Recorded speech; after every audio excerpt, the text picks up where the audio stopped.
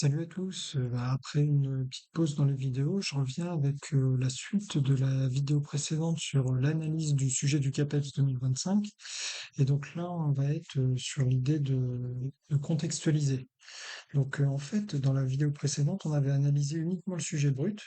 C'était en quoi et comment les sensations des élèves peuvent-elles être prises en compte par l'enseignant pour favoriser leurs apprentissages moteurs. Puis aujourd'hui, on va passer à l'étape essentielle qui est la contextualisation avec les annexes. C'est ce qui transforme en fait votre analyse générale en une réponse vraiment professionnelle. Vous allez voir que dès qu'on entre dans le concret, on comprend mieux le lien entre les sensations et les apprentissages moteurs. On va faire donc un petit rappel de ce qui avait été dit sur la vidéo précédente. Donc là, l'idée, c'était qu'on avait dit que les sensations, en fait, c'était ce que l'élève ressent pendant l'action et que, en fait, l'apprentissage moteur, c'est transformer ses conduites motrices, en fait. Mais ça reste encore assez théorique. Et puis on avait parlé aussi des enjeux institutionnels, éducatifs et spécifiques à l'EPS. Ça reste très théorique, mais maintenant on va voir ce que les annexes en fait vont amener, vont changer en fait. Ouais, je fais une toute petite pause pour vous présenter rapidement le site et puis les formations que je propose. Formation CAPEPS interne totale complète, écrit oral, qui est prête. Et puis formation CAPEPS externe, écrit 2 pour l'instant seulement. Je vais bientôt ouvrir l'oral 1, mais pour l'instant j'ai pas tout à fait fini.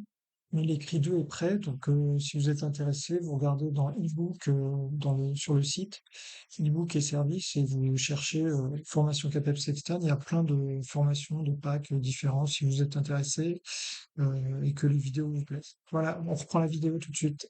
Voilà, on va partir sur la première annexe qui est le contexte établissement. Donc moi j'ai relevé ces 4 éléments-là. Vous pouvez relever ce que vous voulez, mais c'est pour prendre un exemple et s'appuyer dessus. Ici, en fait, on est dans un établissement, on n'est pas dans un établissement fictif, pardon.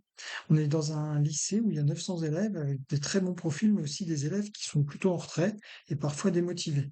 C'est un contexte où la réussite scolaire, elle pèse lourd, mais où l'AS ne touche qu'une minorité. Autrement dit, prendre en compte les sensations, ça doit pas être un luxe, mais ça doit être vraiment un levier pour que tous puissent progresser. Maintenant, on va passer à la deuxième annexe qui est les épisodes en EPS. Donc j'ai noté quelques éléments que vous voyez sur la diapo.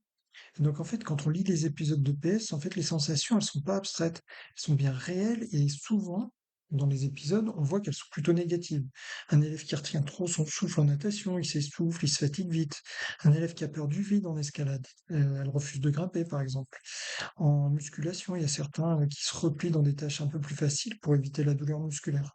Bref, c'est pas juste prendre en compte des sensations, c'est surtout comment je vais transformer ces sensations en levier d'apprentissage moteur. Et c'est ça le sujet.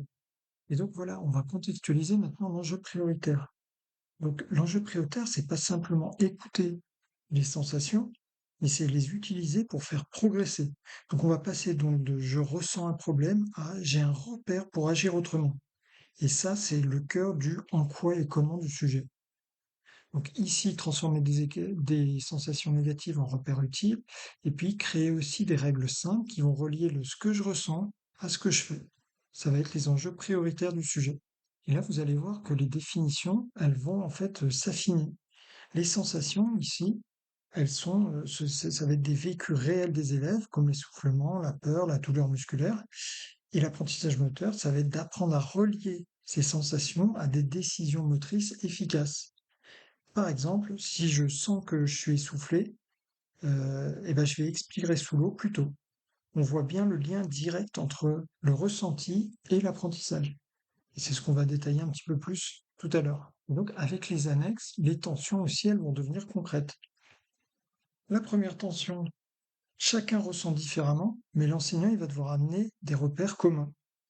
La deuxième tension, ça pourrait être écouter son corps, ça peut aussi pousser à éviter l'inconfort. Donc ça, c'est une difficulté professionnelle qu'il va falloir surmonter, dépasser. La troisième tension, ça va être sans traduction en critères précis, en fait, la sensation, elle va rester très vague et trop vague, en fait, pour guider l'action. Donc tout ça, ce sont des problèmes professionnels qui émergent de notre analyse brute, contextualisée, et qui vont amener en fait des problèmes réels, des problèmes professionnels qu'il va falloir dépasser et pour lesquels vous devez proposer des réponses concrètes dans vos parties argumentées. Donc, à la suite de la contextualisation de nos tensions, en fait, il va y avoir des pistes didactiques qu'on va pouvoir faire émerger. Par exemple, en natation, l'enseignant il va transformer les sensations de dyspnée, c'est-à-dire la difficulté à respirer, en repère pour apprendre à expirer régulièrement. En escalade, la peur du vide, ça va devenir un critère pour installer des rituels de sécurité et relâcher les bras. En musculation, la sensation de brûlure, elle va servir à réguler la charge. Donc l'élève apprend à s'arrêter avant la perte de qualité technique du geste.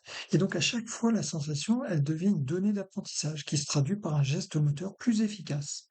Donc si on repart sur les termes introducteurs du sujet, on est sur le en quoi et le comment.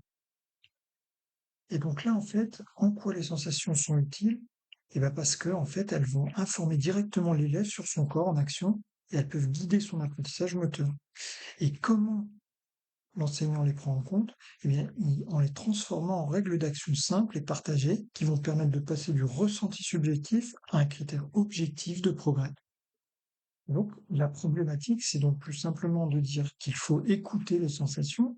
Elle va devenir, en fait, la problématique en quoi elles sont utiles aux apprentissages moteurs et comment l'enseignant peut les transformer en outils didactiques et pédagogiques pour la réussite de tous.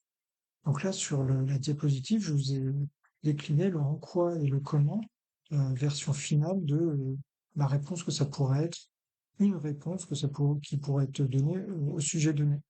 Donc pour conclure, on peut se dire que pourquoi contextualiser, ça va tout changer? Parce qu'en fait, vous ne restez plus dans les concepts généraux, vous allez montrer vraiment en quoi et comment les sensations dans ce sujet-là et dans ce cas-là deviennent des outils d'apprentissage moteur adaptés à des vrais élèves d'un vrai établissement.